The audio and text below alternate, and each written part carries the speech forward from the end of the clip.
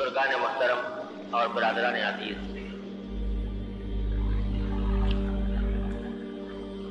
اس وقت پوری امت مسلمہ اور خاص طور سے افغانستان اور پاکستان کے مسلمان جس آزمائش اور جن نازک حالات سے گزر رہے ہیں، میں نے اس وقت انہی حالات سے متعلق قرآن کریم کی کچھ آیتیں آپ کے سامنے تلاوت کی۔ یہ مرحلہ اسلام کی تاریخ میں پہلی بار پیش نہیں آیا کہ کفر کی طاقتیں اسلام اور مسلمانوں کو مٹانے کے لیے اکٹھی ہوئی ہوں اور اس کے لیے انہوں نے ساز و سامان جمع کیا ہو۔ ہماری تاریخ اس قسم کے واقعات سے بھری پڑی ہے، اور جیسا کہ قرآن کریم نے فرمایا، کفار کی ہمیشہ سے خواہش یہ رہی کہ کسی طرح اسلام اور مسلمانوں کا بیج مار دیا جائے، لیکن اللہ جل جلالہ نے قدم قدم پر ہر لمحے مسلمانوں کو اپنی قدرت کاملہ اور حکمت بالغہ کے کرشمے دکھائے۔ یہ واقعہ جو امریکہ میں 11 ستمبر کو پیش آیا، اس واقعے کے بارے میں دنیا کے ہر گوشے میں مسلمان ایسا نہیں ہے جس نے اس واقعے کی مذمت نہ کی اور اس کو انسانیت کے خلاف ایک حملہ نہ قرار دیا۔ لیکن یہ عجیب بات ہے کہ اس واقعے کے فوراً بعد دنیا کی سب سے بڑی طاقت کہلانے والا ملک حقیقی اسباب اور عوامل پر غور کرتا، اس کے بجائے اس نے فوراً کسی تحقیق اور تفتیش کے بغیر اور ثبوت کے بغیر ایک مسلمان ملک کو اپنا نشانہ بنایا۔ کوئی ثبوت ابھی تک، حتمی ثبوت اس بات کا فراہم نہیں ہو سکا کہ یہ واقعہ کس نے کیا،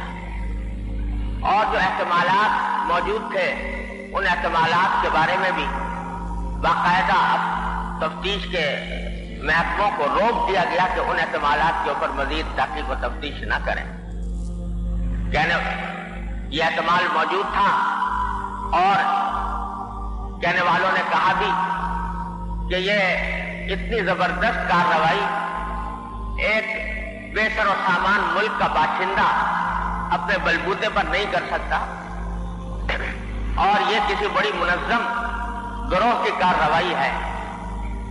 اور یہ وہ اس قسم کی کارروائی ہے جیسے ہمیشہ یہودی کرتے آئے ہیں۔ اور یہ بھی اخبارات میں آیا کہ یہودیوں کی ایک بہت بڑی تعداد اس روز جو وہاں کام کرتی تھی وہ کام کرنے کے لیے نہیں آئی۔ یہ سارے باتیں تھیں، لیکن ان تمام احتمالات سے صرف نظر کر کے پہلے ہی لمحے میں اس بات کو مقرر کر لیا گیا کہ فلاں آدمی یہ اس کا مجرم ہے، اور اس کے نتیجے میں اس بیچارے اس بے سر و سامان ملک کے اوپر حملے کی تیاریاں شروع ہو گئی۔ اور دنیا یہ بھی تماشا دیکھ رہی ہے کہ دنیا کا طاقتور ترین ملک، سپر پاور کہلانے والا، دنیا کے کمزور ترین ملک کے اوپر حملہ آور ہے۔ میں عرض کیا کرتا ہوں کہ بجائے خود یہ بات انتہائی ذلت کی بات ہے، ضلالت کی بات ہے کہ انسان کے طاقتور ترین ملک کمزور ترین ملک کے اوپر حملہ آور۔ ایک پہلوان جو بڑا پہلوان ہو، بڑا طاقتور ہو، اس کو اگر لڑنا ہو تو اپنے کسی برابر کے آدمی سے لڑے۔ ایک ایسے شخص ہے کہ جس کے بارے میں ساری دنیا جانتی ہے جو بے سر و سامان ہے، اس کے اوپر حملہ آور ہو جانا بذات خود ذلت کی بات ہے، بذات خود ضلالت ہے۔ کوئی صرف انسان اس کو گوارا نہیں کر سکتا۔ اور حملہ آور بھی تنہا نہیں، बल्कि दुनिया के 40-45 मुल्कों को साथ मिलाकर हमला आवर होना। लेकिन अल्लाह तबारक व तआला ने यह करिश्मा भी इस दुनिया को दिखा दिया कि सुपर ताकत और दुनिया का ताकतवर तरीन मुल्क अपने सारे वसाइल और सारे असबाब को मुहैया करके जदीद तरीन हथियारों और आलात से लैस होकर उस मुल्क के ऊपर हमला आवर हुआ। और उस मुल्क के बाशिंदों का हाल यह है अल्हम्दुलिल्लाह कि आज 2 हफ्ते होने को आए हैं, लेकिन अल्लाह ताला के फजल और करम से कोई बड़ा नुकसान उनके फौजी ठिकानों का नहीं होता। हाँ, अलबत्ता बेगुनाह शहरियों पर बम बरसाए जा रहे हैं, बेगुनाह शहरियों से इंतकाम लिया जा रहा है। और कहने वालों ने जब ये कहा कि जिन बेगुनाह शहरियों के ऊपर 11 सितंबर को हमला हुआ था उसके ऊपर जो आपने रद्द अमल जाहिर किया था, तो ये बेगुनाह शहरी जो यहाँ पर मर रहे हैं इनका कोई दर्द किसी को नहीं, तो उसका जवाब इंतहाई रऊनत के साथ दिया जा रहा है। लेकिन अल्लाह तबारक व तआला अपनी कुदरत के करिश्मे और दिखाते रहते हैं कि बावजूद इतनी बड़ी ताकत के हमलावर होने के कहा यह जा रहा था कि ये 2-3 दिन के मेहमान हैं और 2-3 दिन के अंदर खत्म कर दिया जाएगा, ये मंसूबे बनाए जा रहे थे। लेकिन 2 हफ्ते के करीब होने को आए हैं, अभी तक अल्लाह ताला के फजल और करम से ये नहीं। और वहां तो ये हाल है कि लोगों की नींदें हराम हैं, कारोबार चौपट हो गए हैं, तफरीगाहें सुनसान पड़ी हैं, होटलों में ठहरने के लिए आदमी मौजूद नहीं है, एयरलाइंस का बट्टा बैठ रहा है, हर शख्स खौफ और हिरास का शिकार है। और जहां दिन रात बमों की बारिश हो रही है, मिसाइल बरसाए जा रहे हैं, अंगारे बरसाए जा रहे हैं, वहां अल्लाह ताला के फजल और करम से लोगों के अंदर खौफ और हिरास का तो दरकिनार, वो इस बात के मुंतजिर हैं कि आओ हमारे साथ जमीन पर हमला करो। ये अल्लाह तबारक व तआला दिखा रहे हैं। इन हालात में मुझे ये आयतें याद आई जो मैंने अभी आपके सामने पढ़ी। इसमें हमारे लिए एक बड़ा अजीम पैगाम है। ये आयतें नाजिल हुई उस वक्त जब नबी करीम सरवर दो आलम सल्लल्लाहु अलैहि वसल्लम मदीना मुनव्वरा में तशरीफ फरमा थे। ग़ज़वा उहद का नाम हर मुसलमान ने सुना है। तो उहद के मौके पर, ग़ज़वा उहद के मौके पर कुफ़ार मक्का ने तमाम साजो सामान इकट्ठा करके मुसलमानों पर हमला किया मदीना मुनव्वरा पर। नबी करीम सरवर दो आलम सल्लल्लाहु अलैहि वसल्लम अपने सहाबा किराम को लेकर मैदान उहद में उनके खिलाफ सफारा हुए, मुकाबला हुआ। इब्तिदा में मुसलमानों को पता हुई, बाद में बाद नातजुर्बेकार हजरात की गलती की वजह से कुछ थोड़ा सा देर के लिए शिकस्त का सामना करना पड़ा। 70 सहाबा किराम उस जंग में शहीद हुए और खुद नबी करीम सरवर दो आलम सल्लल्लाहु अलैहि वसल्लम के दंदान मुबारक उसमें शहीद हुआ। लोहे की कड़ियां आपके रुखसार मुबारक में घुस गई, लहू लुहान आप हो गए, खून जारी हो गया। और फिर आखिर अल्लाह तबारक व तआला का करना ऐसा हुआ कि अबू सुफियान जो लश्कर लेकर आया था वो अपने लश्कर को लेकर वापस चला गया। लेकिन जब वापस जाने के बाद मदीना मुनव्वरा से कुछ फासले पर जब हमराउल असद के मकाम पर पहुंचा तो वहां ये उसको ख्याल आया कि हम अच्छी खासी जीती हुई जंग हार कर चले आए। उसके अंदर में ख्याल पैदा हुआ कि बहुत बड़ी तादाद सहाबा किराम की शहीद हो गई है, तो अगर हम जंग को और जारी रखते तो शायद मदीना मुनव्वरा पर काबिज हो जाते। तो वहां जाने के बाद जब ख्याल आया तो उसने अपने साथियों से मशवरा किया और मशवरा करके ये कहा कि हम एक मरतबा फिर जमा होकर और दोबारा हमला करें मदीना मुनव्वरा के ऊपर, ताकि मदीना मुनव्वरा हमारे कब्जे में आ जाए। ये आपस में प्रोग्राम बना रहे थे। तो अभी इस बात पर पूरा इत्तेफाक नहीं था कि आया वाक़तन हमला करें या ना करें, लेकिन इतने में एक शख्स वहां से गुजरा जिसका नाम नुआइम इब्न मसऊद था। तो वो पूछा कि तुम कहां जा रहे हो? तो उसने बताया कि मैं मदीना जा रहा हूं। तो उसने कहा तुम हमारा एक काम करो कि जब वहां पर जाओ तो जाकर बड़े घबराहट के आलम में سارے اہل مدینہ کو، حضور اقدس صلی اللہ علیہ وسلم کو اور صحابہ کرام کو یہ بتلا دیں، یہ خبر دے دینا کہ ابو سفیان نے بہت بڑا لشکر آپ کے لیے تیار کر لیا ہے اور وہ ابھی تھوڑی دیر میں آپ کے اوپر حملہ آور ہونے والا ہے، تاکہ مسلمانوں کے اندر خوف و ہراس اور دہشت۔ چنانچہ اس نے وعدہ کر لیا۔ وہ شخص مدینہ منورہ پہنچا۔ اس وقت مسلمانوں کی حالت ایسی تھی کہ سخت صدمے سے دوچار تھے۔ 70 صحابہ کرام شہید ہوئے تھے۔ ان میں حضرت حمزہ رضی اللہ تعالیٰ عنہ جو حضرت نبی کریم صلی اللہ علیہ وسلم کے چچا تھے، وہ اس بے دردی کے ساتھ ان کو شہید کیا گیا کہ ان کے مسلح کر کے ہاتھ پاؤں کاٹ کر اور کلیجہ نکال کر کلیجہ کچا چبایا گیا تھا، اور حضور اقدس صلی اللہ علیہ وسلم خود زخمی تھے اور پتہ نہیں صحابہ کرام کی ایک بہت بڑی تعداد زخمی تھی اور تھکن سے چور تھے میدان جنگ کے تختیاں کھیلنے کے بعد۔ اس وقت وہ نعیم وہاں پر پہنچا اور اس نے جا کر یہ پیغام یہ بتایا کہ آپ لوگ یہاں پر بیٹھے ہو اور وہ تو ابو سفیان نے بہت بڑا عظیم لشکر آپ کے لیے تیار کر لیا ہے اور اس تک وہ لشکر ان قریب آپ کے اوپر حملہ آور ہونے والا ہے۔ تو قرآن کریم نے اس واقعے کا ذکر فرمایا کہ جب لوگوں نے آ کر صحابہ کرام سے کہا کہ ان الناس قد جمعوا لکم، کہ سارے لوگ تمہارے مقابلے پر جمع ہو گئے ہیں، فاخشوہم، تو ان سے ڈرو کہ وہ ان قریب تمہارے اوپر حملہ آور ہونے والے ہیں، تو صحابہ کرام پر رد عمل اس کا یہ ہوا کہ فزادہم ایمانا، یہ اطلاع جب ان کو ملی اس حالت میں، تو بجائے اس کے کہ ان کے دلوں میں خوف و ہراس پیدا ہوتا، اس کے بجائے اس اطلاع نے ان کے ایمان میں اضافہ کیا، ان کا ایمان میں اضافہ کیا۔ وقالوا حسبنا اللہ ونعم الوکیل، اور انہوں نے یہ کہا، ان کی زبان پر جو کلمہ آیا وہ یہ تھا کہ حسبنا اللہ ونعم الوکیل، کہ ہمارے لیے اللہ کافی ہے، وہ بہترین کارساز ہے، یہ کلمہ ان کی زبان پر آیا۔ تو روایات میں آتا ہے کہ جب یہ اطلاع صحابہ کرام کو پہنچی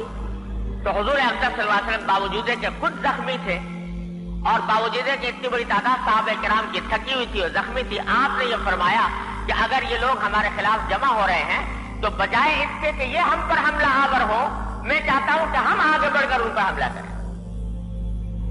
چنانچہ آپ نے فرمایا کہ جو شخص میرے ساتھ چلنا چاہتا ہو وہ میرے پیچھے آ جائے۔ صحابہ کرام رضی اللہ تعالیٰ عنہ اجمعین سارے کے سارے، کوئی بھی پیچھے رہنے والا نہیں تھا، نبی کریم صلی اللہ علیہ وسلم کے ساتھ روانہ ہوئے۔ صرف ایک صحابی تھے حضرت جابر رضی اللہ تعالیٰ عنہ، انہوں نے آ کر عرض کیا کہ یا رسول اللہ، میرا دل تو یہ چاہتا ہے شوق جہاد کی وجہ سے کہ میں آپ کی معیت کے اندر اس جہاد میں شریک ہوں، لیکن اسی احد کی جنگ میں میرے والد شہید ہو گئے ہیں، حضرت عبداللہ ان کے والد تھے، وہ شہید ہوئے اور وہ اپنے پیچھے 9 لڑکیاں چھوڑ کر گئے ہیں، اور جس وقت وہ شہید ہو رہے تھے تو اس وقت میں انہوں نے مجھے بلا کر وصیت کی تھی کہ بیٹا میں 9 بیٹیاں چھوڑ کر جا رہا ہوں اور ان کو تمہارے حوالے کر رہا ہوں، ان کو تم کبھی تنہا مت چھوڑنا۔ تو اس واسطے ایک طرف دل جاتا ہے کہ آپ کے ساتھ چلوں اور ایک طرف میرے باپ کی وصیت یاد آتی ہے کہ میں ان لڑکیوں کی جا کر دیکھ بھال کروں مدینہ منورہ میں۔ نبی کریم سرور دو عالم صلی اللہ علیہ وسلم نے فرمایا کہ تم اپنے باپ کی وصیت پر عمل کرو، ان لڑکیوں کو جا کر دیکھ بھال کرو اور انشاءاللہ تمہیں وہی ثواب ملے گا جو جہاد کے اندر تمہیں ملتا۔ اور یہ کہہ کر نبی کریم صلی اللہ علیہ وسلم روانہ ہوئے، اور روایات میں آتا ہے کہ جب روانہ ہوئے تو سارے راستے صحابہ کرام یہ کلمہ پڑھتے ہوئے گئے کہ حسبنا اللہ ونعم الوکیل، حسبنا اللہ ونعم الوکیل۔ تو قرآن کہتا ہے کہ جب انہوں نے یہ کلمہ کہا کہ حسبنا اللہ ونعم الوکیل، ہم پر بھروسہ کیا، فانقلبوا بنعمت من اللہ وفضل لم یمسسہم سوء، تو وہ لوٹ کر آئے اس حالت میں اللہ تعالیٰ کی نعمت اور اللہ کے فضل سے اس حالت میں لوٹ کر آئے کہ ان کا بال بھیگا نہیں ہوا تھا۔ ہوا کیا کہ جب ابو سفیان کو اطلاع ملی کہ حضور اقدس صلی اللہ علیہ وسلم خود روانہ ہو گئے ہیں تو اللہ نے اس کے اوپر ایسی دہشت طاری کی کہ وہ اپنا سارا منصوبہ چھوڑ کر وہاں سے بھاگ کھڑا ہوا، اور حضور اقدس صلی اللہ علیہ وسلم جب پہنچے تو وہاں سے وہ جا چکا تھا۔ تو صحابہ کرام بغیر مقابلے کے بغیر کسی تکلیف کے واپس تشریف لے آئے. فانقلبوا بنعمت من اللہ وفضل لم یمسسہم سوء. اس واقعے کی تفسیر کرتے ہوئے علماء کرام نے یہ لکھا ہے کہ حسبنا اللہ ونعم الوکیل کا کلمہ دوسری روایات میں بھی آتا ہے کہ یہ ایسا کلمہ ہے کہ جب بھی انسان کو کوئی پریشانی ہو، لاحق ہو، یا کوئی مسئلہ درپیش ہو، تو یہ کلمہ کہے بکثرت یہ پڑھے تو اللہ تبارک و تعالیٰ اس کی پریشانی کو دور فرماتے ہیں. لیکن ساتھ ہی علماء یہ فرماتے ہیں کہ اس واقعے نے یہ سبق دیا کہ محض گھر میں بیٹھ کر حسبنا اللہ ونعم الوکیل پڑھ لینا یہ کافی نہیں ہے، بلکہ اپنے امکان میں جتنی جد و جہد ہو، اپنے امکان میں جتنا آدمی کچھ کر سکتا ہو وہ کر گزرے اور پھر اللہ پر بھروسہ کر کے کہے حسبنا اللہ ونعم الوکیل. اس واسطے کہ صحابہ کرام نے محض گھر میں بیٹھ کر حسبنا اللہ ونعم الوکیل کا ختم نہیں کیا، بلکہ میدان جہاد کی طرف روانہ ہوئے. سارے راستے یہ قدم بھی بڑھا رہے ہیں جہاد کے لیے اور ساتھ ساتھ زبان کے اوپر حسبنا اللہ ونعم الوکیل بھی ہے. تو معلوم ہوا کہ انسان جتنی کوشش کر سکتا ہے وہ کوشش کرے اور کوشش کرنے کے بعد پھر اللہ پر بھروسہ کرے، اللہ تعالیٰ کے سے یہ کلمہ کہ حسبنا اللہ ونعم الوکیل. ایک اور حدیث مجھے یاد آئی کہ ایک مرتبہ ایک صحابی تھے، ان کا ایک مقدمہ حضور اقدس صلی اللہ علیہ وسلم کی خدمت میں پیش ہوا. کسی نے ان کے اوپر کوئی دعویٰ دائر کیا ہوا تھا. جب حضور اقدس صلی اللہ علیہ وسلم نے دونوں کی گواہیاں سنی اور مقدمہ کی کارروائی فرمائی تو آخر میں انہوں نے ان کے خلاف فیصلہ کر دیا. حضور نے کہ نہیں، مدعا علیہ کے خلاف فیصلہ کر دیا کہ آپ کے اوپر یہ ذمہ داری عائد ہوتی ہے. جب وہ جانے لگے تو جاتے ہوئے راستے میں ذرا آگے بڑھ کر انہوں نے کہا حسبی اللہ ونعم الوکیل، کہ میرے لیے اللہ کافی اور بہترین کارساز ہے. حضور اقدس صلی اللہ علیہ وسلم نے فرمایا کہ ذرا ان کو بلاؤ. چنانچہ ان کو واپس بلایا گیا. آپ نے پوچھا بھائی تم نے کیا کلمہ کہا جاتے ہوئے؟ تو انہوں نے کہا میں نے عرض کیا حسبی اللہ ونعم الوکیل. تو آپ نے فرمایا یہ کلمہ حسبی اللہ ونعم الوکیل یہ عاجز ہو جانے والے کا کلمہ نہیں ہے. جو آدمی عاجز ہو جائے یعنی غلط راستے پر ہو اور غلط راستے کی وجہ سے اس کے ساتھ کوئی اس کے خلاف کارروائی کی گئی ہو، اس کے لیے یہ کلمہ نہیں ہے. یہ کلمہ اس شخص کے لیے ہے کہ جو اپنی طرف سے صحیح راستہ اختیار کرے اور صحیح راستہ اختیار کرنے کے بعد پھر بھروسہ کرے اللہ پر، کہے کہ حسبی اللہ ونعم الوکیل. یہ فرمایا حضور اقدس. تو معلوم ہوا کہ محض ایسے مواقع پر جب کہ انسان کچھ کر سکتا ہو تو اس صورت میں محض گھر میں بیٹھ کر ہاتھ پر ہاتھ رکھ کر حسبنا اللہ ونعم الوکیل پڑھنے کا فائدہ نہیں، لیکن اس وقت فائدہ ہے کہ جب انسان اپنی مقدور بھر کوشش کر لے اور مقدور بھر کوشش کرنے کے بعد یہ کہے کہ حسبنا اللہ ونعم الوکیل. تو آج کے حالات میں صورتحال یہ ہے کہ شریعت کا حکم یہ ہے کہ اگر کسی بھی مسلمان اسلامی ملک کے اوپر کوئی غیر مسلم طاقت حملہ آور ہوتی ہے، کوئی غیر مسلم ملک حملہ آور ہوتا ہے، تو اس ملک کے باشندوں پر جہاد فرض ہو جاتا ہے. اور اگر اس ملک کا امیر سب کو بلائے جہاد کے لیے تو ہر شہری کے اوپر جہاد میں شامل ہونا فرض ہے. یہاں تک کہ فقہاء کرام نے یہ لکھا کہ شوہر اور بیوی کو شوہر سے اجازت کی ضرورت نہیں، بیٹے کو باپ سے اجازت کی ضرورت نہیں، وہ اس حکم کی تعمیل میں نکل جائیں اگر امیر کی طرف سے جہاد کے لیے بلایا جائے اس ملک پر جس ملک میں پر حملہ ہوا. اگر وہ لوگ کافی نہیں ہیں اس حملے کا مقابلہ کرنے کے لیے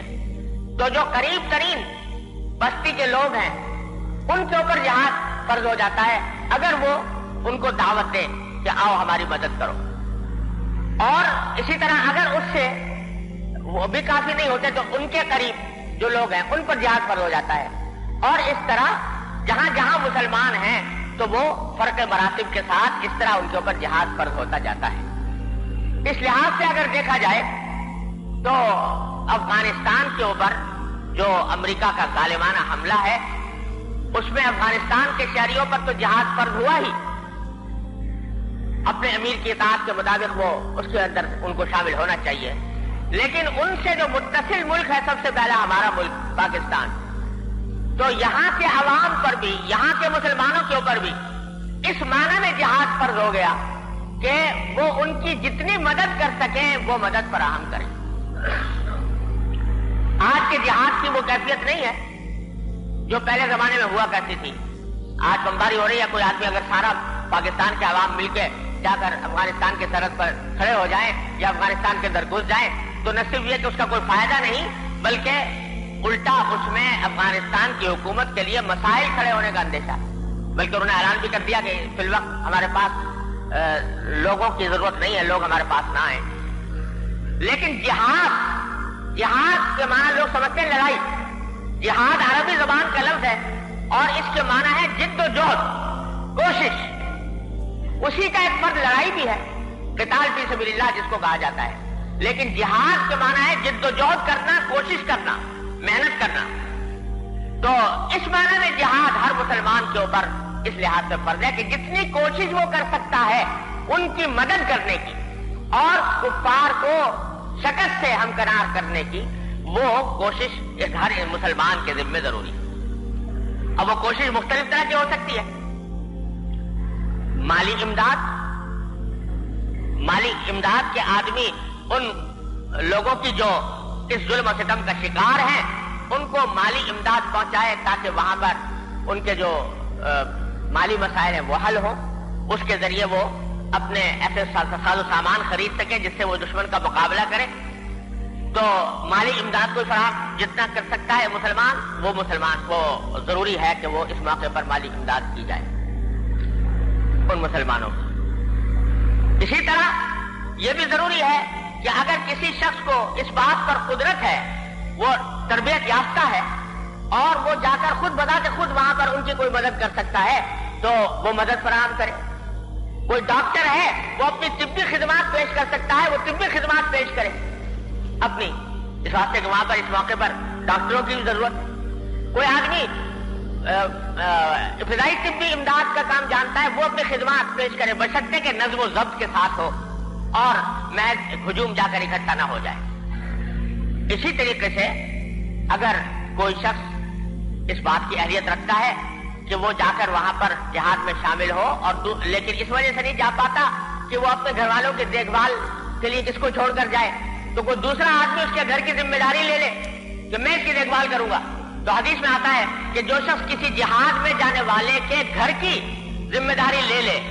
اور اس کی نگرانی کرے، اس کی دیکھ بھال کرے، وہ بھی مجاہد ہے، وہ بھی جہاد میں شریک ہونے والا ہے۔ تو اگر یہ کہ ہر انسان، کوئی آدمی اسی طریقے سے ان لوگوں کے حق میں آواز بلند کرنا، یہ بھی آج کی دنیا میں ایک جہاد کا ایک اہم شعبہ ہے کہ ان کی اخلاقی حمایت، ان کی سیاسی حمایت، ان کی جس طریقے سے بھی حمایت انسان کر سکتا ہو وہ حمایت کے لیے آواز بلند کرے۔ اور افسوس ہے کہ ہم ایک ایسی صورتحال سے دوچار ہیں کہ جس میں حکومت نے ایک ایسا رویہ اختیار کر لیا کہ جو ان مسلمانوں کی حمایت کے بجائے وہ امریکہ کی حمایت کا راستہ اختیار کر لیا۔ اس کے خلاف مسلمان ہر جگہ پر احتجاج کر رہے ہیں۔ یہ احتجاج بھی اپنی ذات میں یہ ان کی ایک مدد ہے اور یہ بھی اس لحاظ سے جہاد کا ایک حصہ ہے۔ لیکن خوب یاد رکھیے یہ اسی وقت تک جہاد کا حصہ ہے اور اسی وقت تک یہ ان کی مدد کا حصہ ہے اور جائز ہے اور انشاءاللہ باعث اجر و ثواب ہے جب تک یہ شریعت کے دائرے میں ہو۔ اگر شریعت کے دائرے سے ہٹ کر گناہ کر کے آدمی یہ کام کرے گا تو نہ اللہ کی مدد آئے گی اور نہ اس کو جہاد کہا جا سکے گا۔ وہ شریعت کا دائرہ کیا ہے کہ یہ احتجاج پرامن ہونا چاہیے، اس میں کسی کی جان پر حرف نہ آئے، کسی بے گناہ کو مارا نہ جائے، کسی کی املاک پر حملہ نہ کیا جائے، کسی کی دکان نہ جلائی جائے، کسی کی گاڑی نہ جلائی جائے اور نہ نجی املاک کے اوپر حملہ کیا جائے نہ سرکاری املاک پر حملہ کیا جائے۔ یہ سرکاری املاک کسی حاکم کی جائیداد تو نہیں، یہ سرکاری املاک کے سارے عوام کی املاک ہیں،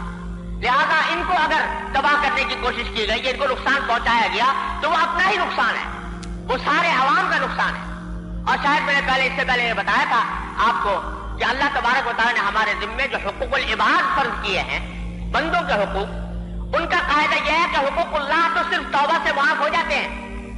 لیکن حقوق العباد صرف توبہ کرنے سے معاف نہیں ہوتے جب تک کہ صاحب حق معاف نہ کرے۔ اب اگر کسی ایک فرد کا آپ نے حق طلب کیا، اس کی معافی آسان ہے کہ جا کر آپ اس سے معافی مانگ لیں،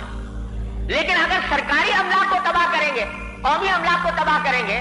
تو اس کے اندر تو ساری قوم کا حق ہے۔ جب ساری قوم کا حق ہے تو آپ کس کس سے معافی مانگتے پھریں گے؟ کس کس کو راضی کریں گے؟ کس کس سے معافی مانگیں گے؟ لہذا ان کو تباہ کرنا اور ان کو جلانا اور ان کو توڑ پھوڑ کرنا یہ اتنا بڑا گناہ ہے کہ اس کی معافی کی کوئی صورت نظر نہیں آتی۔ تو اگر کوئی کام اللہ کے لیے کیا جائے لیکن وہ کیا جائے گناہ کر کے، تو اللہ کی مدد کیسے آئے گی؟ اللہ تعالیٰ ہماری تاریخ تو اس بات کی گواہ ہے کہ مسلمانوں نے جب جہاد کیا تو اس جہاد کے اندر اللہ تبارک و تعالیٰ کے تمام احکام کی اس طرح پیروی فرمائی کہ چاہے بظاہر ہمارا ظاہری مفاد اس میں قربان ہوتا ہو، لیکن اللہ تبارک و تعالیٰ کے حکم کی تعمیل کرتے ہوئے ایک ایک حکم کی پابندی فرمائی۔ لہذا یہ احتجاج ضرور ہونا چاہیے اور پوری قوت کے ساتھ ہونا چاہیے، لیکن اس احتجاج کے اندر یہ ضروری ہے، اس کی کامیابی کے لیے بھی یہ ضروری ہے کہ یہ پرامن ہو اور اس کے اندر توڑ پھوڑ سے اور لوگوں کی املاک کو اور سرکاری املاک کو نقصان پہنچانے سے پرہیز کیا جائے۔ یہ بھی ایک مدد کا حصہ ہے، اور بھائی ایک مدد تو ہر مسلمان ہر جگہ ہر وقت کر سکتا ہے اور وہ کرنی فرض ہے ہر مسلمان کے ذمہ، وہ یہ کہ وہ دعا کرے ان کے حق میں اور ساری امت مسلمہ۔ حقیقت میں معاملہ صرف افغانستان کا نہیں ہے، معاملہ در حقیقت پوری امت مسلمہ کا ہے۔ افغانستان تو ایک ڈھال ہے، افغانستان تو ایک بہانہ ہے، لیکن حقیقت میں مقصود یہ ہے کہ اس کے آڑ میں اس کے پردے میں تمام مسلمانوں کو ختم کیا جائے، ان کی قوت کو پارا پارا کیا جائے۔ لہذا دعاؤں کا اہتمام اپنے ہر نماز کے اندر بھی اور دوسرے اوقات میں بھی، گھروں کے اندر بھی زیادہ وقت اللہ تبارک و تعالیٰ کی طرف رجوع میں، انابت میں، دعا میں گزاریں، قرآن کریم کی تلاوت ہو، استغفار ہو، اپنے گناہوں سے اللہ تبارک و تعالیٰ کے حضور معافی مانگی جائے۔ یہ ہے کام کرنے کا، اور یہ اس کام کے ساتھ جب کہیں گے حسبنا اللہ و نعم الوکیل تو انشاءاللہ اللہ تبارک و تعالیٰ کی طرف سے مدد آئے گی۔ اللہ تبارک و تعالیٰ مجھے آپ کو سب کو اس پر عمل کی توفیق عطا فرمائے۔ وآخر دعوانا الحمدللہ۔